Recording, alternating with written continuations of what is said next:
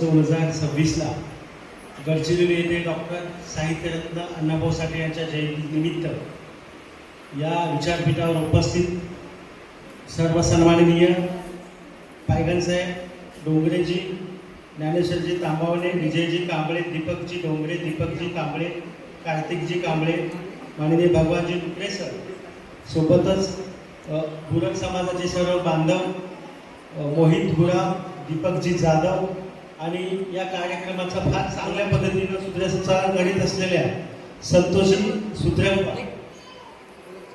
सर्वप्रथम मी आपल्याला डॉक्टर अण्णाभाऊ साठे यांच्या जयंतीच्या शुभेच्छा. ज्या ज्या महामानवांनी आपल्या जीवाची आहुती देऊन जे स्वतः चंदनापाणी झिजले आहेत आणि तुमचं माझं आयुष्य सुगंधित केलं आहे, त्या सर्व महामानवांना मी विनम्र अभिवादन करतो आणि मी माझ्या 2 शब्दाला सुरुवात करतो. बांधवांनो, साहित्यरत्न डॉक्टर अण्णाभाऊ साठे यांच्या जयंतीच्या निमित्त आज आपण बोलत असताना जयंती हा केवळ सोहळा नाही, तर जयंती आपल्या पुढील जीवन जगण्याचं एक मार्गदर्शक तत्व सादर करणारा कार्यक्रम आहे. भूतकाळात ज्या ज्या आपल्या काही अनावधानाने चुका झालेल्या आहेत आणि त्या चुकामुळे आपण विकासापासून वंचित राहिलेलो आहोत, त्या सगळ्या चुका सुधारून पुढे जाण्यासाठीचं नियोजन म्हणजे जयंती कार्यक्रम असतो. आणि या जयंती कार्यक्रमाच्या माध्यमातून आपल्याला इतिहासाची जाणीव करून घ्यायची असते आणि त्या इतिहासाचं वाचन करून इतिहासामधून प्रेरणा घेऊन वर्तमानामध्ये त्याप्रमाणे काम करून भविष्य आपलं उज्ज्वल करायचा प्रयत्न म्हणजे जयंती असते. केवळ आपण समाजातील 4-5 लोक 10 लोक एकत्र यायचे, डीजे लावायचा, बँड लावायचा, नाचायचं, गायचं आणि आम्ही आमच्या महामानवांना आदरांजली वाहिली अशात मशगूल होऊ, अशा आविर्भावामध्ये येऊ त्याच्या बद्दलचा कृत्युसिद्धीचा कार्यक्रम आपण करीत असाल आणि असं करीत असेल आणि अंश ठिकाणी असंच होत आहे. आणि त्याच्यामुळे यावेळेस पासून जर का आपण तो पॅटर्न बदलला आणि वैचारिक मंथन झालं, प्रत्येक माणसाला सुधारण्यासाठी आपल्या चुकांची पहिला अगोदर मान्यता करावी लागते. होय, आम्ही चुकलोय असं जी माणसं ऍक्सेप्ट करतात तीच माणसं मोठी होऊ शकतात. ज्या ज्या समाजाला हे कळतं की आम्ही चुकलेलो आहोत आणि ते एकत्र बसून मंथन करतात आणि त्या चुकावर आपण पुढे गेला पाहिजे पुढचं नियोजन करतात, तोच समाज मोठा होऊ शकतो. दुर्दैवानं मातंग समाजामध्ये अशी बसण्याची, एकत्र येण्याची प्रथा नाही. मी अण्णाभाऊ साठे, सामाजिक चळवळ, महापुरुष आरक्षण, उत्कोणीकरण या सर्व विषयावर बोलणार आहे. तुम्ही इथे बसलेले आहात, तुमच्याकडे बघितल्यानंतर आणि इथे प्रचंड महिलांची उपस्थिती बघितल्यानंतर मला पूर्ण गॅरंटी अण्णाभाऊ साठेंनी त्यांच्या रूपा कादंबरीमध्ये लिहिले की जर का महिलांनी ठरवलं, महिलांचं मन हे गुंतलेल्या धाग्याप्रमाणे असतं, महिलेचं मन एका गुंतलेल्या धाग्याप्रमाणे असतं, पण जेव्हा तिने एका बंड करायचं ठरवलं आणि ती सुतासारखी सरळ झाली की या भारतामध्ये या जगामध्ये वाटेल ते बदल महिला घडवू शकते, एवढी ताकद या महिलांमध्ये असं अण्णाभाऊ साठे. त्याच्यामुळे आपली इतकी आजची उपस्थिती बघितल्याच्या नंतर मला पूर्ण विश्वास आहे की गडचिरोली जिल्ह्यामध्ये मातंग समाजाची चळवळ भवितव्यामध्ये अधिक जोरदारपणे काम करण्यासाठी, अधिक ताकदीने आणि अधिक वैचारिक पद्धतीने पुढे जाण्यासाठी निश्चितपणे या जयंतीचा उपयोग होईल. अण्णाभाऊ साठे यांचा जन्म 1 ऑगस्ट 1920 साली वाटेगाव, तालुका वाळवा, जिल्हा सांगली येथे झाला. आणि अण्णाभाऊ साठे ह्या सगळ्या गोष्टी जवळपास आपण ऐकलेल्या आहात, बोललेल्या आहात. अण्णाभाऊ साठे यांचा जन्म झाल्याच्या नंतर त्यावेळेची जी परिस्थिती होती, सामाजिक, शैक्षणिक आणि आर्थिक मातंग समाजाची फार दयनीय अवस्था होती. भारत देशामध्ये जातीय वादानं, धर्मांधतेनं उच्चांक गाठलेला होता आणि असा उच्चांक गाठलेल्या अवस्थेमध्ये अण्णाभाऊ साठे शाळेमध्ये शिकायला लागले आणि माणसांना माणसाचा विटाळ होतो. एखाद्या पवित्र ठिकाणी, मंदिराच्या ठिकाणी जनावरं जरी गेली तर जनावरांमुळे त्या मंदिराला किंवा त्याला काही नुकसान होत नाही, पण अस्पृश्य माणसं जर का त्याच्या आसपास जरी गेली तरी त्याच्यामुळे तो देव वाटतो, धर्म वाटतो आणि मानवता संकटात येते, अशी धारणा असताना तो काळ होता. त्याच काळामध्ये डॉक्टर अण्णाभाऊ साठे वाटेगावच्या शाळेमध्ये गेले. शाळेमध्ये गेल्याच्या नंतर अगदी 1.5 दिवसामध्येच त्यांना जातीयतेचे चटके दिसायला लागले आणि त्याचा पहिला बळी सुद्धा ते घेतला. तेथील शिक्षकांनी त्यांना सजा देत असताना, एका विद्यार्थ्याला शिक्षा करीत असताना जातीयतेच्या विकृत मानसिकतेतून अण्णाभाऊ साठेंना छडी फेकून मारली आणि त्याच्यानंतर जे काही घडलं, अण्णाभाऊ साठेंनी आपली शाळा सोडली. बाकी सर्व वृत्तांत आपल्याला माहिती आहे.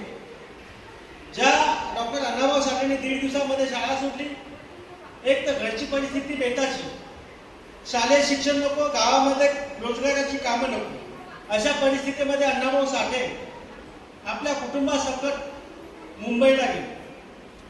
त्यांचं वाटेगाव ते मुंबई असे 227 किलोमीटरचं अंतर. आणि माणसाला मोठं व्हायचं असेल तर प्रत्येक कामावर आपला फक्त श्रद्धा आणि विश्वास ठेवून पवित्र बनून ते काम केलं पाहिजे, असं अण्णाभाऊ साठे म्हणतात. आणि ते काम करीत असताना त्यांनी अगदी अण्णाभाऊ साठेंनी त्यांच्या आयुष्यामध्ये, आपण जे म्हणतो की काम हे कुठलंच वाईट नसतं, जेव्हा पोटाची भूक असेल, पोटाची भूक ही प्रत्येक काम करायला माणसाला भाग पडते. आणि माणसाला मोठं व्हायचं असेल तर प्रत्येक कामावर आपला फक्त श्रद्धा आणि विश्वास ठेवून पवित्र बनून ते काम केलं पाहिजे, असं अण्णाभाऊ साठे म्हणतात. ते खाणकामगार, कल्याणमध्ये असताना कल्याणच्या खाणीमध्ये त्यांनी काम केलं. गिरणी कामगार, कापडाच्या ज्या सूतगिरणी होत्या त्या सूतगिरणीमध्ये त्यांनी मजूर म्हणून काम केलं. आणि अशा पद्धतीने जेव्हा ते गिरणी कामगार झाले तेव्हा ते पहिल्यांदा चळवळीमध्ये आले. आणि तुम्ही म्हणाल की जर का 1.5 दिवस शिकलेला माणूस असेल तर मग इतकं साहित्य त्यांनी कसं लिहिलं?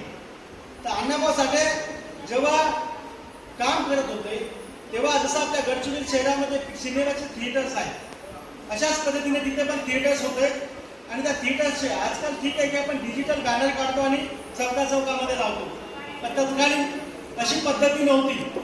तेव्हा ते बॅनर काढले जायचे, छोटे छोटे बॅनर असायचे आणि त्याला एकमेकाला चिकटवून त्या शहरामध्ये ती प्रसिद्ध केली जायची. आणि अशा पद्धतीनं ते बॅनर लावत असताना त्यांचं अक्षर ओळख झाली. अनेक ठिकाणचे ते कामं करीत असताना, लेबर कॅम्पमध्ये असताना, गिरणी कामगार असताना त्यांच्या अक्षरांची ओळख होत गेली आणि ते शिकायला लागले. डॉक्टर अण्णाभाऊ साठे स्वतःच्या कादंबरीमध्ये लिहितात, सत्याला नाकारून मी कुठलीही गोष्ट लिहिली नाही, मी जे जे माझ्या डोळ्यांनी बघितलं, जे जे अनुभवलं तेच मी फक्त लिहिलेलं आहे. आणि त्याच्यामुळं अण्णाभाऊ साठे स्वतः लिहितात की मला लेखक माझ्या भारतीय कम्युनिस्ट पार्टीने बनवलेला आहे. अण्णाभाऊ साठे सुद्धा कम्युनिस्ट होते. आणि अण्णाभाऊ साठे यांची पहिली कादंबरी वारण्याच्या खोऱ्यात आणि दुसरी कादंबरी ही चित्ता कादंबरी. आणि अण्णाभाऊ साठे खुळवाडी नावाच्या कथासंग्रहाची प्रस्तावना लिहित असताना त्या प्रस्तावनेमध्ये आजचीच ती तारीख 8 ऑगस्ट 1967 म्हणजे आजचाच तो दिवस, ज्या दिवशी आपण इथे जयंती साजरी करीत आहोत, त्याच दिवशी त्यांनी लिहून ठेवले की त्यावेळी तोपर्यंत भारतातील जवळपास बऱ्याच भाषांमध्ये आणि विदेशातील English, Polish, French, Russian, German अशा 5 भाषांमध्ये वाड्याच्या खोऱ्यात आणि चित्ता ही कादंबरी ती त्या भाषांतरित झालेली होती. आणि अण्णाभाऊ साठे जेव्हा रशियाला गेल्यानंतर ज्या महिलेनं, ज्या लेखिकेनं त्यांचं चित्र हे पुस्तक भाषांतरित केलं होतं, त्यांचं नाव होतं प्राध्यापिका तातिया कातेनिना. हे जेव्हा अण्णाभाऊ साठे तिथे गेले तेव्हा त्यांना त्या भेटल्या. आणि भेटल्याच्या नंतर त्यांनी त्या कादंबरीला रशियामध्ये भेटलेला प्रचंड प्रतिसाद आणि त्या कादंबरीमध्ये असलेली मानवी जीवनाची, महिलेच्या जीवनाबद्दलची मूल्य किती महत्वाची आहेत आणि त्या देशामध्ये त्याला मिळालेला प्रचंड प्रतिसाद आणि अण्णाभाऊ साठेंना मानणारा वर्ग किती मोठा आहे हे त्या लेखिकेनं अण्णाभाऊ साठे त्या भेटीमध्ये सांगितलं होतं. म्हणजेच अण्णाभाऊ साठे 1967च्या आधीच एक जागतिक साहित्यिक झाले आणि जागतिक स्तरावर त्यांच्या साहित्याबद्दल चर्चा केली जाते. हे अण्णाभाऊ साठे घडत असताना ते ज्या कॅम्पमध्ये राहत होते, त्या कॅम्पमध्ये राहत असताना तेथील गरिबी बघत होते, लोकांच्या व्यथा बघत होते, गरिबांच्या समस्या काय आहेत, मोलकरणींच्या समस्या काय आहेत, एखाद्या ऑफिसमध्ये काम करणाऱ्या महिलेच्या समस्या काय आहेत, तेथील समाजांच्या समस्या काय आहेत, आणि त्या सगळ्याचं बारीक चिंतन ते करत होते. आणि त्याच्यावर काहीतरी मार्ग निघाला पाहिजे म्हणून ते सतत कम्युनिस्ट पार्टीच्या माध्यमातून कार्यरत होते आणि त्याच्या व्यथा-वेदनांना न्याय मिळाला पाहिजे म्हणून ते लिखाण करते. जवळपास अण्णाभाऊ साठे यांनी 35 कादंबऱ्या लिहिलेल्या आहेत, ज्या प्रकाशित कादंबऱ्या. आता तो आकडा वाढलेला आहे, पण जेव्हा प्रसिद्ध कादंबऱ्याची मी माहिती घेतली होती तेपर्यंत 35 कादंबऱ्या होत्या, 14 लोकनाट्य होते, 13 कथासंग्रह होते. त्याचबरोबर त्यांनी पोवाड्या लिहिलेल्या आहेत. इनामदार नावाचं त्यांचं एक नाटक होतं, ज्या नाटकाचे प्रयोग बॉलिवूड मधला फेमस अभिनेता बलराज साहनी करायचे. तत्कालीन एक ते बलराज साहनी नावाचे ऍक्टर होते आणि ते अण्णाभाऊ साठेच्या इनामदार नावाचं हिंदीमध्ये ते नाटक करत होते आणि त्याचे प्रयोग सादर केले होते. इतकं म्हणजे अण्णाभाऊ साठेंच्या साहित्यातला जिवंतपणा मानवाला आपला वाटणार होता. अण्णाभाऊ साठे यांच्या साहित्यावर एकमेव साहित्यिक आहे. डॉक्टर अण्णाभाऊ साठे भारतातले एकमेव साहित्यिक आहेत की त्यांच्या 8 कादंबऱ्यावर 8 सिनेमा निघाले. भारत देशातला असा कुठलाही लेखक नाही की त्यांच्या कादंबरीवर 8 सिनेमे निघाले. म्हणजे 8 सिनेमे निघण्याचं कारण काय आहे तर त्यांच्या कादंबरीमध्ये मानवाच्या जीवनाच्या प्रगतीची, मानवाच्या उत्थानासाठी तो संघर्ष लागतो आणि जे त्यांनी नायिका रेखाटलेल्या आहेत, महिला असतील, चित्र्या कादंबरी घ्या, रूपा घ्या, वैजंता घ्या, ह्या ज्या कादंबऱ्या आहेत या कादंबरीच्या माध्यमातून महिलांच्या नायकत्व, महिलेने जर ठरवलं तर ते काय क्रांती करू शकतात हे त्यांनी दाखवलेलं आहे. त्यांनी फकीराच्या माध्यमातून एक जर का तळागाळातल्या तरुणांना ठरवलं की मला क्रांती करायची आहे तर ते क्रांती कशा पद्धतीने करू शकतात.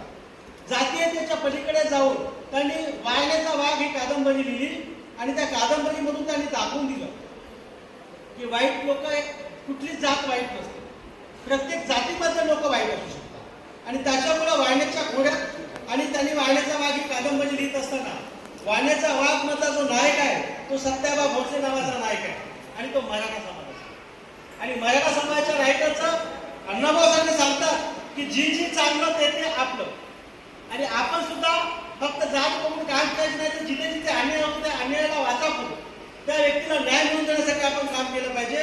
हे अण्णाभाऊ साठेंच्या साहित्याचं धोरण आहे, अण्णाभाऊ साठेच्या साहित्याचा संस्कार आहे. आणि बघा, एक त्या कादंबरीचा प्रसंग सांगतो. त्या कादंबरीमध्ये त्यांनी एक असं दाखवलंय, महार समाजाची महिला जी गरोदर आहे आणि ती आपल्या घरामध्ये चूल पेटावी म्हणून एक शेत आहे, शेताला कुंपण लावलेलं आहे. त्या कुंपणाच्या काही काड्या ती मोडते आणि त्या काड्या मोडून आपला चूल पेटावी म्हणून त्या बारीक बारीक काड्या असतात ती गोळा करते. तेवढ्यातच त्या शेताचा मालक येतो, त्याचा चौगोला त्याचं नाव असतो, तो येतो आणि त्या महिलेला पहिले 2-3 झापडा मारतो आणि एक नदी काठचं शेत असतं, त्या नदीमध्येच हा सत्याबा भोसले आंघोळ वगैरे करीत असतो, बसलेला असतो आणि या महिलेला पहिले 2-3 झापडा मारतो, लातांनी मारतो, बुक्क्यांनी मारतो, तर तोपर्यंत तो सत्याबा भोसले काहीही म्हणत नाही. आणि मग त्याला सर्व होतं ती महिला करत असते, ती महिला उघडी पडते आणि या चौघला मी तुला ठार करणार, मी तुला सोडणार, तू माझ्या शेताच्या कुंपण मोडलेलं आहे. बघा सजा ती काय आणि स्वरूप काय. एक साधारण त्याच्या कुंपणाच्या काड्या मोडल्या म्हणून तिच्या गरोदर महिलेला तो लाथा बुक्क्याने मारतो, ती उघडी पडलेली आहे आणि उघडी पडल्याच्या नंतर ती आपलं पोट लपवण्याचा प्रयत्न करते. या जगात आपल्या लेकरावर सगळ्यात जास्त जर का कुणी प्रेम करत असेल, आपल्या जीवाचं काही झालं तरी पाहिजे पण आपल्या लेकराला काहीच होऊ नये अशी जर भावना जगामध्ये कुणी सांभाळत असेल ती म्हणजे आई असते. आणि ती गरोदर असलेली महिला आपल्याला काही झालं की चालेल पण माझ्या पोटाच्या लेकराला मार लागू नये म्हणून ती बाळाला सांभाळून, पोट सांभाळून अशी त्याला मार चुकत असते. पण तो जाणीवपूर्वक तिच्या पोटावर मारायला सुरू करतो आणि सत्याबा भोसले तेव्हा बघतो, त्याच्या तळपायाच्या मस्तकाला जाते. सत्याबा भोसले हा सुद्धा मराठा आहे आणि तो मारणारा चौगुला हा सुद्धा मराठा. पण सत्याबा भोसले हा मानवतेचा पुरस्कर्ता आहे आणि चौगुला हा जातीयतेचा पुरस्कर्ता आहे, धर्मव्यवस्थेचा पुरस्कर्ता आहे. आणि अशा वेळी सत्याबा भोसले त्याला चौगुला आटोपतं घ्या म्हणतो. तो म्हणतो, चौगुला त्या भोसलेला म्हणतो, तू मध्ये पडू नकोस, मी हिला आज ठार करणार. तो 2दा म्हणतो की सत्याबा भोसले त्याला म्हणतो आता बस झाला बंद करा. तो काय ऐकत नाही आणि हा तो मारत असताना सत्याबा भोसले त्या चौगुल्याचा हात पकडतो, त्या महाराच्या महिलेला मारून होतो आणि त्याला इतका लागला सत्याबाचा तो बंडखोर वृत्ती जागू होते, मानवतेची वृत्ती जागू होते आणि तो हातामध्ये आपली कुऱ्हाड घेतो आणि त्याच कुऱ्हाडीने त्या चौगुल्याची खांडोळी करतो, त्याचं मुंडकं तोडतो, त्याचे हातपाय तोडतो. बघा अण्णाभाऊ साठे आपल्या साहित्यातून काय सांगतात, हा सत्याबा आहे. सत्याबाने त्या माणसाला मारत असताना मी माझ्या जातीतल्या माणसाला का मारू हा विचार केला. ज्या महिलेसाठी त्यांनी मारलं ती महिला महार जातीची. तर अण्णाभाऊ साठे तुम्हाला आम्हाला संस्कार देत असताना हे सांगतात की अन्याय करणारा व्यक्ती कोणी असेल तरी चालेल, त्याला सोडायचं नाही आणि फक्त जात बघून आपण त्या माणसाची पाठराखण करायची नाही. जो चांगला, जो मानवतावादी तो आपला म्हणून आपण स्वीकारला पाहिजे, असा संस्कार अण्णाभाऊ साठे तुमच्या आपल्या मनावर. आणि एका बाजूला तो सत्याबा भोसले आपल्या स्वतःच्याच माणसाचा खून करतो आणि एका महाराच्या महिलेला वाचवतो आणि त्याच्यातून अण्णाभाऊ साठे हे दाखवतात की माणसासाठी सत्य हे सगळ्यात मोठं असतं पाहिजे. माणसाच्या जीवनामध्ये सत्यालाच सगळ्यात मोठं स्थान असलं पाहिजे. कारण काय महात्मा फुले म्हणतात सत्य सर्वांचे आधी खरं सर्व धर्माचे मागे.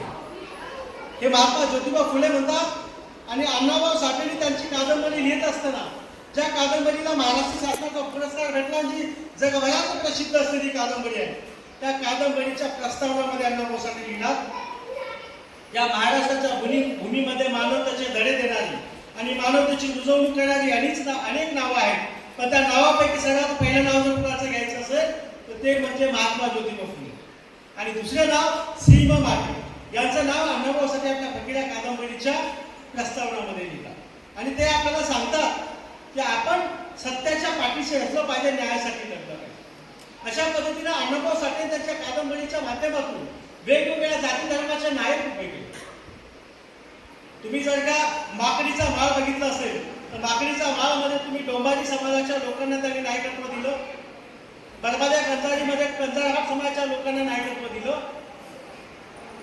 या तुमच्या फकीरा कादंबरीमध्ये मातंग समाजाच्या लेखकाला नायक केलं. अशा वेगवेगळ्या त्यांनी जर का तुम्ही अग्निदिव्य कादंबरी बघितली ती प्रतापराव गुजरावर त्यांनी ती कादंबरी लिहिली. आणि अशा सगळ्या कादंबऱ्याच्या माध्यमातून त्यांनी वेळोवेळी वेगवेगळ्या समाजाच्या लोकांना न्याय करून त्यांना लढायला प्रेरित केलं. आणि अण्णाभाऊ साठे यांनी कुठल्याही एका जातीच्या साठी साहित्य लिहिलं नाही.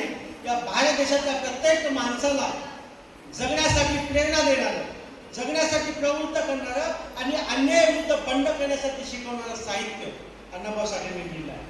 त्याच्या चित्रा कादंबरीच्या माध्यमातून तुम्हाला महिलांकडून अण्णाभाऊ साठे काय अपेक्षा करतात?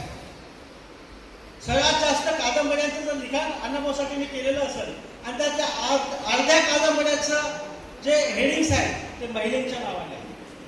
चित्रा कादंबरीमध्ये अण्णाभाऊ साठे म्हणतात एक आई ती विधवा आहे, तिला 2 मुली आहेत, एकीचं नाव सोना दुसरीचं नाव चित्रा. आणि अण्णाभाऊ साठे आपल्या चारित्र्य संपन्न अशा नायिकेचं मातंग समाजातल्या प्रत्येक महिलेकडून किती चारित्र्य संपन्नतेची अपेक्षा अण्णाभाऊ साठे करतात हे अण्णाभाऊ साठे चित्रा कादंबरीच्या माध्यमातून सांगतात. जीवाच्या मोलानं त्यांचं वाक्य अण्णाभाऊ साठेंच्या त्या कादंबरीचं वाक्य आहे. एक आई आपल्या दोन्ही मुलीला शिकवण देते.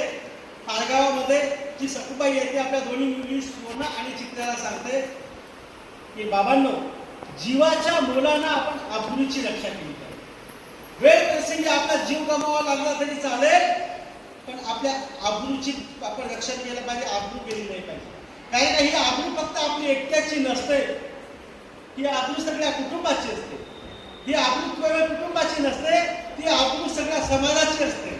आणि ती आबरू फक्त समाजाची नसते, तुम्ही ज्या गावामध्ये राहता त्या समस्त गावाची ती आबरू असते. म्हणून प्रत्येक महिलेनं आबरूचं रक्षण जीव गेला तरी 72 म्हणजे आबरूला हात लावू देणार नाही, मी चारित्र्य संपन्न असेल असा संस्कार अण्णाभाऊ साठे चित्रा कादंबरीच्या माध्यमातून आपल्या महिलांना देतात. आणि माझ्या बहिणींकडून त्या अपेक्षा ठेवतात की आपण वाटेल त्या परिस्थितीला झुंजलं पाहिजे, आपण झुंजलं पाहिजे, आपण त्याच्याशी लढलं पाहिजे, पण आपल्यावर अन्याय त्याच्यावर आपण सहन केले नाही पाहिजे. चित्रा कादंबरीचे 2 प्रसंग सांगतो. चित्रा कादंबरीमध्ये एक स्वतःचा मामा स्वतःच्या भाचीला विकतो, मुंबईला नेऊन विकतो आणि त्या विकलेली जी भाची आहे ती वाईट मार्गाला लागते. आणि त्या वाईट मार्गाला लागलेली तिची जी मुलगी भाची आहे ती भाची तिला वाटते की माझ्या आयुष्याचं वाटोळं झालं तरी झालं पण माझ्या बहिणीचं वाटोळं नाही झालं पाहिजे. म्हणून ती आपल्या बहिणीला वाचवण्याचा आटोकाट प्रयत्न करते. तिच्या बहिणीला एक अशा ठिकाणची ऑफर येते की तो माणूस तिच्याशी लग्न करायला तयार होतो, तिला सर्व सुख संपन्न द्यायला तयार होतो, सगळे सुख गाडी घोडा बंगला सगळं देतो. तो तिला सांगतो की तू माझ्या आयुष्यात आली आहेस, माझ्या जीवनाचं सोनं झालं, तुला मी सगळं देतो पण मी तुला मात्र माझ्यापासून मिळणारं सुख तुला मी देऊ शकणार नाही असं तिला सांगतो. आणि तो म्हणतो की माझ्यासमोर तू संसार करायचा आणि बाकी तू काही जरी केलंस तरी मला ते मान्य असेल, मी तुला कधी हटकणार नाही अशी तिला मोकळीक देतो. अण्णाभाऊ साठे त्या कादंबरीत लिहितात, इतकी मोकळीक दिल्याच्या नंतर सुद्धा ती चित्रा त्याला म्हणते की सेता आड सिंचोरी आणि नव्या सिंधळकी. म्हणजे तुम्ही मला जगातलं सर्व सुख जरी देत असाल आणि मला एका चारित्र्यामध्ये माझ्या संस्कारामध्ये न बसणारी गोष्ट करायला सांगणार असाल, या जगातल्या सर्व सुखांना मी लाथ मारते आणि ते सगळे सुख, गाडी, बंगला, घोडा त्या दिवशी ती सोडून देते आणि एका लेबर कॅम्पमध्ये जाऊन काम करते. आणि अशा पद्धतीने अनुभवासाठी आम्हाला सांगतात की जगातली सर्व सुख जरी तुमच्या पायावर बोलून घेणार असेल आणि तुमच्या इज्जतीचा जर का तिथं सौदा होणार असेल, ते सर्व तुम्ही नाकारलं पाहिजे. अशा प्रकारचा संस्कार आपल्या चित्राच्या माध्यमातून अण्णाभाऊ साहेब आपल्याला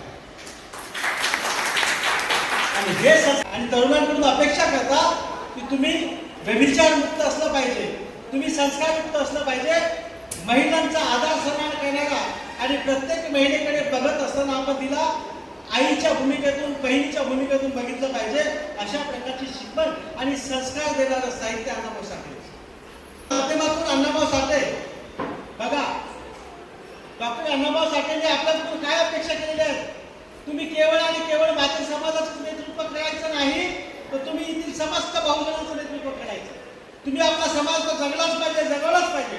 वाटतं त्या किंचित समाजाचा विकास तुम्ही साधलाच पाहिजे, पण गावाचं भलं सुद्धा आपण केलं पाहिजे. अशा प्रकारची शिकवण आपल्याला अण्णाभाऊ साठे हकीरा कादंबरीच्या माध्यमातून होतात. हकीरा कादंबरी जर का कोणी वाचली असेल तर तिथं वाटेगावचं तुम्ही वर्णन बघितलेलं. किती लोकांनी हकीरा कादंबरी वाचली मला माहिती नाही. त्या वाटेगावमध्ये जोगणीच्या खेळासंदर्भात त्यांनी एक वर्णन केलेलं. जोगणी हा तिथे त्यांनी एक खेळ सांगितलं आहे आणि तो खेळ असा आहे की ज्या गावामध्ये की आता आपल्या गावात म्हणजे आपल्या गावामध्ये पर्यटन वाढतं, लोकांना रोजगार मिळतो, गावामध्ये धंदे वाढतात आणि आपल्या व्यवसाय वाढतात, व्यवसाय वृद्धी होते, म्हणून ती जत्रा आपल्या गावात भरली पाहिजे असा जीवा. पण जर का जत्रा आपल्या गावामध्ये भरायची असेल तर त्या गावामध्ये एक जोगणी नावाचा खेळ होत होता. एक जोगणी म्हणजे खोबऱ्याची वाटी गुंडून असं जायचं आणि लोक तिचा पहारा वगैरे करीत होते. आणि ते आपण जात असताना जर का ती जोगणी आपण पळवली आणि जर का ती ज्या गावात घेऊन गेली तर तिथली जत्रा बंद होत होती आणि आपल्या गावची जत्रा सुरू होत होती. पण असं करत असताना एक नियम होता, जर का ती घेऊन पळत असताना त्या गावच्या हद्दीमध्ये जर तो माणूस सापडला तर त्याचा मुंडकं कापून टाकण्याचा तिथे परंपरा आणि नियम होता. आणि अशाच पद्धतीने जोगणीचं सुद्धा वाटेगावच्या वर्णन करीत असताना वाटेगावचा जो पाटील आहे शंकरराव पाटील, तो वाटेगावचा शंकरराव पाटील फकीराच्या वडील राणोजींना म्हणतो, या माझ्या गावात लोक जगतात काय आणि मरतात काय, त्यांना जगण्याची किंमत काय मरण्याची किंमत काय. कारण काय ते आनंदात जगत नाही, संकटात जगत नाही, फक्त जन्म भेटला म्हणून जगतात आणि मरतात. पण या माझ्या गावाला पण वैभव प्राप्त करून देईल आणि माझ्या गावाला वैभव प्राप्त करून देणारा आजपर्यंत मर्द जन्मलेला नाही. मग राणोजी म्हणतात की गावाला वैभव कसा प्राप्त होईल? मातक समाजाचे राणोजी आहेत, फकीराचे वडील आहेत. मग त्यांना सांगतात, तो सर्व इतिहास सांगतात आणि जर का त्या गावची जोगणी पळून आपल्या गावात आणली तर आपल्या गावामध्ये जत्रा भरेल, वर्षातून 2 ते 3 वेळा इथं व्यापार वाढेल, जत्रा भरेल, लोकांना रोजगार मिळेल, प्रत्येकाच्या घरातलं काहीतरी आपल्याला काम मिळेल आणि गावाचा उद्धार होईल. अशा प्रकारची शिकवण त्याला माहिती देतात.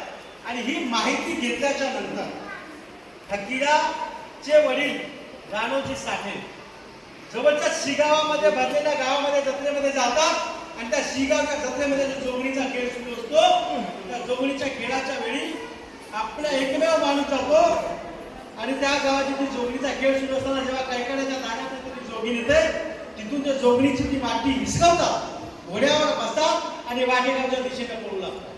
वाटेगावच्या दिशेने पळत असताना त्यांच्या रस्त्यामध्ये त्याला 6 लोक आले येतात. त्या 6 लोकांची मुंडकी राणोजी त्यांची उडवतात आणि आपल्या वाटेगावच्या हद्दीमध्ये येतात. पण त्या शिगावच्या लोकांनी नियम तोडून वाटेगावच्या हद्दीत शिरल्यानंतर सुद्धा राणोजीला पकडतात आणि त्यांचं मुंडकं कापतात. आणि याच्यानंतर 2 गावामध्ये संघर्ष निर्माण होतो. वाटेगावचा नंतर सगळी पंचायत बसते आणि वाटेगावची लोक ती केस जिंकतात आणि आमच्या हद्दीत तुम्ही शिरून मारलं म्हणून त्या गावाला, त्या मारणाऱ्या लोकांना सजा होते आणि राणोजीच्या त्या जोगणी आणल्यामुळे वाटेगावामध्ये जत्रा होते. गावाच्या वैभवासाठी म्हणून गावाला रोजगार मिळाला पाहिजे म्हणून गावामध्ये असणाऱ्या 18 पकड जातीच्या लोकांचं भलं व्हावं म्हणून एक मातक समाजाचा राणोजीसाठी म्हणून पावतो. अण्णाभाऊ साठे तुमच्या आमच्याकडून ही अपेक्षा करतात की गावासाठी, येथील भागासाठी, जिल्ह्यासाठी, तालुक्यासाठी, महाराष्ट्रासाठी आपण काम केलं पाहिजे, भाषाच्या प्रत्येकाच्या उद्धारासाठी काम केलं पाहिजे. हे राणोजीच्या बलिदानाच्या माध्यमातून अण्णाभाऊ साठे तुमच्या आमच्यावर हा संस्कार उठवतात आणि गावाचं भलं करण्याची परंपरा मातक समाजामध्ये. मातक समाज हा कधीच माहिती समाज नव्हता, तर सर्वांचं भलं करण्यासाठी लढणारा समाज. हे राणोजीच्या माध्यमातून तुम्ही समस्त गावासाठी बहुजनासाठी लढलं पाहिजे हे आपल्याला शिकवतात. त्याच राणोजींचा मुलगा फकीरा नंतरच्या काळामध्ये ज्या पद्धतीने आपल्याकडे कोरोनाची लाट आली होती, कोरोनाच्या लाटेमध्ये सगळ्याचे व्यवहार बंद झाले होते, खाण्यापिण्याचे वांदे झाले होते आणि समाज तडफडून मरेल की काय अशी परिस्थिती निर्माण झाली होती. त्या काळी सुद्धा तापसजी नावाचा एक आजार आलेला होता, कोरोना सारखाच, आणि त्याच्यामुळे माणसं दररोज 15-20 माणसं एका गावात मरत होते आणि त्या सगळ्या माणसाला पुरून टाकण्याचं काम मांगवाड्याकडे आणि महारवाड्याकडे आलं आणि मांगाची आणि महारांची लोक ती मळे पुण्याचं काम करत होते. अशा पद्धतीने त्या गावामध्ये अत्यंत लोक टाव करत होते.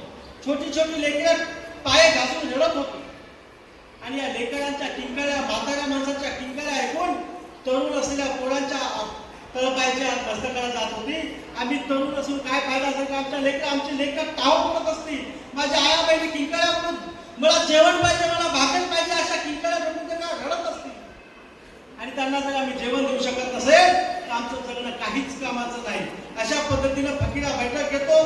त्या बैठकीमध्ये माळवाड्याची सगळी मुलं असतात, महाराष्ट्रात फक्त आणि महाराष्ट्राचा एकच व्यक्ती असतो आणि ही सगळी जण मिळून माळवाडी नावाचं एक संस्थान आहे. त्या संस्थानामध्ये देवस्थान आहे.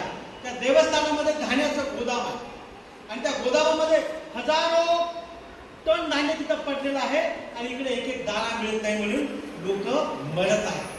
भांडवलशाहीचं आणि याचं उदाहरण मानवण्यासाठी आपल्याला याच्यातून सुद्धा सादर करतात. आणि एकीकडे धान्याचं गोदाम भरलेलं असताना माझं नेमकं एक एक दाणा मिळाला पाहिजे म्हणून लढत होतो, तडफडत होतो. अशा वेळी हे लोक माळवाडीमध्ये दरोडा टाकतात आणि तिथून धान्य आणतात. धान्य आणल्याच्या नंतर गावामध्ये प्रत्येक व्यक्ती दरोडा टाकणारे 8 ते 10 लोक जरी असतील तरी गावातल्या महारवाड्यामधल्या सगळ्या लोकांना ते धान्य पुरवतात. मांगवाड्यामध्ये ते सगळ्या लोकांना धान्य पुरवतात आणि जेवढी लोक गेली होती त्याच्यासाठी सुद्धा धान्य पुरवतात. म्हणजे फकीराच्या माध्यमातून अण्णाभाऊ साठे हे सांगतात की आमचा मातक समाज कधी लढत असेल तर स्वतःच्या पोटासाठी कधी लढत नाही, तर समस्त गावाच्या आणि समस्त उपेक्षितांच्या साठी तो लढत असतो. हेच अण्णाभाऊ साठे आपल्या फकीराच्या माध्यमातून सांगतात आणि आरक्षण उपयोगाच्या माध्यमातून आपण हेच करतो. आज जर आपण आरक्षण उपयोगाच्या माध्यमातून 58 उपेक्षित जातींसाठी आपण लढतोय, म्हणजे फकीराने जे सगळ्यांच्या उद्धारासाठी सगळ्यांना जगण्यासाठी जो लढा दिला होता, मातक समाजाची ओळख आज आरक्षण उपयोग सगळ्यांच्या घरापर्यंत पोहोचला पाहिजे म्हणून आपण तो काय करतोय. म्हणजेच अण्णाभाऊ साठेंना अपेक्षित असलेला जो समाज, जो नेता, जो फकीरा पाहिजे होता, जो सर्वांना न्याय देणारा, त्या भूमिकेमध्ये आज आपण म्हणजे अण्णाभाऊ साठेंनी आपल्याकडून ज्या ज्या अपेक्षा केल्या, त्या संस्कार केले होते, त्या संस्काराला पुढे घेऊन जाणं तुमचं माझं कर्तव्य आहे.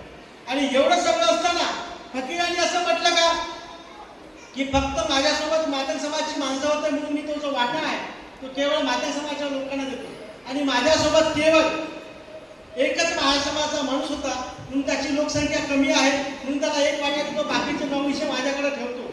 असं बेडसगावचा खजाना कुठल्या सुद्धा फकीराने केलेलं नाही. जी माणसं ती दरोडा टाकताना सुद्धा नव्हती, ती दरोडा बेडसगावचा शासकीय खजाना उठल्यावर सुद्धा मांगवाड्यासाठी एक स्वतंत्र हिस्सा, महारवाड्यासाठी एक स्वतंत्र हिस्सा, दोन्ही लोकांसाठी एक एक हिस्सा काढल्याच्या नंतर उरलेला पैसा त्यांनी आपापसामध्ये वाटून घेतलेला होता स्वतःच्या कुटुंबासाठी. त्याच्या पहिले त्यांनी काय केलं होतं, तर मांग आणि महारांच्या दोन्ही वस्त्यांसाठी 2 स्वतंत्र हिस्से काढले होते. आज आरक्षणाचा उपयोग करत असताना आमच्या बौद्ध समाजाचे बांधव काय म्हणतात की तुमची लोकसंख्या केवळ 2% आहे. गुरु समाजाच्या माझ्या बांधवांना भीती दाखवतात की तुमची लोकसंख्या 0.1% काय 2% आहे काहीतरी आणि तुम्हाला इतकंच मिळालं पाहिजे. पण आम्ही फकीराचे वारसदार आहोत. फकीरानं जर का तो दुजाभाव केला का, फकीरा जेव्हा दरोडा टाकायला गेला होता तर फक्त एकच महाराजांचा माणूस होता, पण आपल्या बरोबरीचा हिस्सा त्या मायवाड्याला दिला कारण का त्याची भावना होती की जेवढी त्यांची गरज आहे तेवढं त्यांना मिळालं पाहिजे आणि त्यांना न्याय मिळाला पाहिजे. आज आरक्षणाचं उपयोग करत असताना सुप्रीम कोर्ट सुद्धा फकीराच्या भूमिकेत आहे आणि ते म्हणतं जो जितका उपेक्षित आहे तितका त्याला अधिकचा न्याय मिळाला पाहिजे. हे सुप्रीम कोर्टाची भूमिका सुद्धा फकीरासारखी आहे, पण आज मात्र आपले जे बांधव आहेत ते बांधव मात्र धर्मांधतेच्या भूमिकेत आहेत. ते म्हणतात की तुमची लोकसंख्या कमी आहे तर तुम्ही 2% घ्या आणि तुम्ही बाजूला व्हा. पण आम्ही त्या फकीराच्या अनुयायी आहोत. त्यांनी फक्त माणसं बघून त्यांची वाटा दिला नाही, त्या माणसांची गरज बघून त्यांची हिस्से दिल्या फकीराची आम्ही वाटल्यामुळे आम्ही आमच्या मागणीप्रमाणे आमच्या उपेक्षितपणाबद्दल जेवढं आम्हाला आवश्यक आहे तेवढं आम्ही सरकारला मागणार आणि सरकारला ते आवश्यक आहे. अशा पद्धतीने अनुभव सरकारला विविध कादंबऱ्याच्या माध्यमातून कथांच्या माध्यमातून आपल्याला असं शिकवतात. व्यसनाच्या माध्यमातून आपल्या आई वडील सगळेजण सांगतात की तुम्ही व्यसनमुक्त व्हा. पण आपण व्यसनमुक्त होतो का? अण्णाभाऊ साठेने व्यसन करण्यासाठी अत्यंत गंभीर अशी कादंबरी लिहिली आहे. त्या कादंबरीत एक कथा सांगतो. व्यसनामुळं काय वाटून होऊ शकतं, व्यसनामुळं भावा बहिणीचं नातं अपवित्र कसं होऊ शकतं, व्यसनामुळं माणूस बरबाद कसा होता, व्यसनामुळं माणूस न राहता माणूस राक्षस कसा होतो, हे अण्णाभाऊ साठे. अण्णाभाऊ साठे आपल्या कादंबरीमध्ये लिहितात की दोघं बहीण भाऊ आहेत आणि 2 कुटुंब आहेत. याची बहीण दुसऱ्याला दिलेली आहे, त्याची बहीण याला दिलेली आहे. साखरलो तुमच्या इकडे होतं की नाही माहित नाही. याची बहीण त्याला आणि त्याची बहीण याला अशा पद्धतीने विवाह झालेला आहे. दोघी कुटुंब फार गरीब आहे. बघा व्यसनामुळे आपल्या आयुष्याची कशी होळी होते, व्यसनामुळे आपण कसे बर्बाद होतो ते आपण सगळ्यांनी ऐकून घेतलं पाहिजे. आणि हे लोक आपली पोट भरण्यासाठी म्हणून लग्न झालं, लग्नाच्या नंतर एखादी महिना घरी राहतात आणि पोटा पाण्यासाठी म्हणून खदानीच्या कामाला जातात. खदानीच्या कामामध्ये गेल्याच्या नंतर तुम्हाला माहित आहे रस्त्याच्या कडेला तुम्ही बघत असाल वडार समाजाचे, डोंबारी समाजाचे पाल फुटलेले असतात. अशा प्रमाणे ते खदानीच्या ठिकाणी पाल टाकतात आणि पालीमध्ये राहून आपला संसार करतात. हे संसार सुखानं करत असताना काम करतात, रोजीरोटी करतात, आपल्या घरी येतात, भाजीपाला घेऊन येतात, चिकन कडे जातात आणि कुटुंब त्यांचं सुखा समाधानात चालू असतो. आजूबाजूलाच यांची 10 फुटाची झोपडी, त्यांची 10 फुटाची झोपडी, अशा पद्धतीने यांचा संसार सुखानं चालू असतो. खदान आहे, खदानीच्या बाजूला झोपड्या आहेत, तिथं काही लाईटची व्यवस्था नाही. मग हीच माणसं जेव्हा थोडा पैसा मिळायला लागतो आणि जेव्हा इतर सोबती असतात, काम केलंय म्हणून ते म्हणतात अरे चल कामाचा थकवा घालूया, आणि कामाचा थकवा घालायचा म्हणून ती लोक तरुण जाऊन दारू प्यायला लागतात. ही 2 तरुण पोरं असतात, ती काय दारू पीत नसतात, पण ती पोरं यांना लागतात अरे काय एवढं आपण काम करतो स्वतःसाठी एवढी पण मजा नाही करणार का, अशा पद्धतीनं बोलून त्यांना नादी लागतात. आणि असा नाद लागता हे अट्टल बेवडे होतात आणि दिवसभर केलेल्या कामातला अर्धा पैसा आपल्या दारूवर खर्च करतात आणि याच्यातून परिवारामध्ये काय विपरीत घडतं अण्णाभाऊ साठे आपल्याला तेव्हा सांगतात, 1950-55 साली सांगतात. आणि अशा पद्धतीने ते दोन्ही तरुण एक दिवस इतकी दारू पितात. दारू पिण्याच्या नंतर ते घरी लवकर येत नाहीत. गावामध्ये त्यांच्या खदानीवर अंधार पडलेला असतो, दोघांच्या पाणी आजूबाजूला ठोकलेले असतात. या महिलांना त्यांची वाट बघतात, वाट बघून ते झोपून जातात. बिचारा थकलेल्या, त्या पण लेबरमध्ये काम करत होत्या, गिट्टी फोडण्याचं, दगड फोडण्याचं. काही दोघी झोपून जातात. त्या दोघी नंदा भाऊजया, याची बहीण त्याला, त्याची बहीण याला, दोघे आपापल्याला झोपतात. ते उशिरा येतात, दारूच्या नशेमध्ये तर्र होऊन येतात. 11-12 वाजता येतात, तेव्हा लाईटची व्यवस्था नाही, घरातला दिवा नाही, येतात दारूच्या नशेमध्ये घरामध्ये घुसत असताना त्यांची झोपडी सुटते. आपल्या स्वतःच्या झोपडीमध्ये न प्रवेश करता आपली बहीण ज्याला दिलेली आहे, त्या 2 झोपड्या असल्यामुळे त्याचा जागा चुकते आणि बहीण जिथं दिली आहे तिथं तो भाऊ प्रवेश करतो आणि तिकडल्या झोपडीमध्ये त्याची बहीण त्याला दिली तो प्रवेश करतो. म्हणजे आपल्या बहिणी जिथं झोपलेल्या आहेत त्यांच्यामध्ये त्या दोघा भावांचा प्रवेश होतो. आणि रात्रीच्या अंधारामध्ये ते आपल्या बहिणींशी अश्लील वागतात, अश्लीलपणे जगतात आणि जेव्हा ते सकाळी उठतात आणि तेव्हा त्यांच्या लक्षात येतं की आम्ही ज्या झोपडीमध्ये गेलो होतो, ज्या झोपडीमध्ये रात्री घालवली तिथं तर माझी बहीण होती. आणि त्यांना जेव्हा लक्षात येतं एका दारूमुळे मला माझी बहीण कळली नाही, मी काय केलो, काय जगलो, आणि ते दोघेही जाऊन जिथं ते खदानीचं ब्लास्टिंग होतं, ब्लास्टिंग जिथं ते बाहेरून जाऊन ते ब्लास्टिंग दगड उडले जातात, तिथं दोघेही पश्चाताप करतात आणि तिथं जातात आणि तिथे दोघेही उभे राहतात. ब्लास्टिंग होते आणि दोघांच्या चिंद्र्यावर दोघे मरून जातात आणि दोघांनाही कळतं की आम्ही व्यसनाच्या मुळे आमच्या बहिणींना दुखवलं आणि स्वतःच्या आयुष्याचं प्रायश्चित्त म्हणून ते दोघेही मरतात. अण्णाभाऊ साठे आपल्याला काय सांगतात की दारूच्या व्यसनामुळे माणूस किती नीच होऊ शकतो आणि त्याला तुम्हाला तुमच्या कुटुंबाचं सुख एक तर ते दोघं मेले, एक तर या दोघी बहिणींचे 2 नवरे मेले, या विधवा झाल्या, त्यांचं आयुष्य संपलं आणि त्या दोघी बहिणींना आयुष्यभर जखमा झाल्या की आमच्याशी अनुचित घडलं. आणि एवढं अनुचित कशामुळे घडलं? एका व्यसनामुळे घडलं. आणि अण्णाभाऊ साठे त्यांच्या या कादंबरीच्या माध्यमातून, या कथेच्या माध्यमातून तुम्हा आम्हाला जागरूक करतात आणि सांगतात की व्यसनापासून मुक्त राहिलं पाहिजे, तरच आणि तरच आपला उत्कर्ष होऊ शकतो. मानवी जीवन आणि मानवी संवेदना आणि मानवी संस्कार आपण व्यसनापासून दूर राहिलो तरच जागे राहू शकतात. हे अण्णाभाऊ साठे आपल्या साहित्याच्या माध्यमातून आमच्याकडे सादर करतात. आणि म्हणून तुम्हाला माझी विनंती आहे की बांधवांनो, आयुष्यामध्ये तुम्ही काही करू शकला तर ठीक, आणि काही करू शकला नाही तरी चालेल, पण व्यसन मात्र अजिबात करू नका.